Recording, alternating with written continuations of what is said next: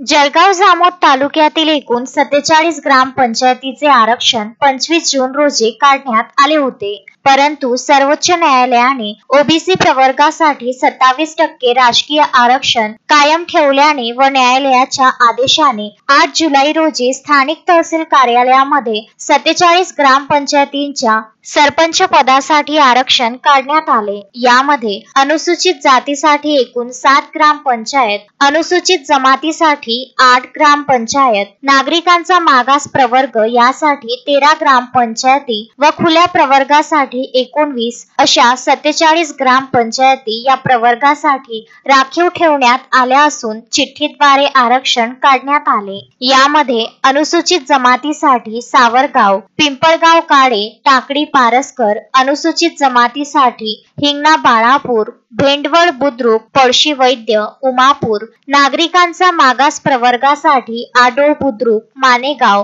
वडगाव पाटण, निंभोरा बुद्रुक, खेडा खुर्द, पळसखेड तसेच खुल्या प्रवर्गासाठी रसूलपूर, पळशी सुपो, जामोद, धानोरा, खांडवी, वडशिंगी, झाडेगाव, आदमपूर, गाडेगाव खुर्द अशा 22 तर महिलांसाठी राखीव असलेल्या अनुसूचित जातीसाठी आसलगाव, वडगावगड, खेडा बुद्रुक, मांडवा, अनुसूचित जमाती महिलांसाठी भिंगारा, बोराडा बुद्रुक, सुलज, बोराडा खुर्द, नागरिकांचा मागास प्रवर्ग महिलांसाठी महाखेड खुर्द, गोडेगाव बुद्रुक, गोडेगाव खुर्द, भेंडवड खुर्द, दादुलगाव, सुनगाव, चावरा तर खुल्या प्रवर्गातील महिलांसाठी गाडेगाव बुद्रुक, काजेगाव, अकोला खुर्द, माऊली कुवरदेव, मडाखेड बुद्रुक, पिंपरी खोदरी, कुरणगाड बुद्रुक, सातडी अशा प्रकारे 47 ग्रामपंचायतीच्या सरपंच पदाची सोडत निवडणूक अधिकारी तथा तहसीलदार पवन पाटील यांच्या मार्गदर्शनात निवडणूक नायब तहसीलदार किटे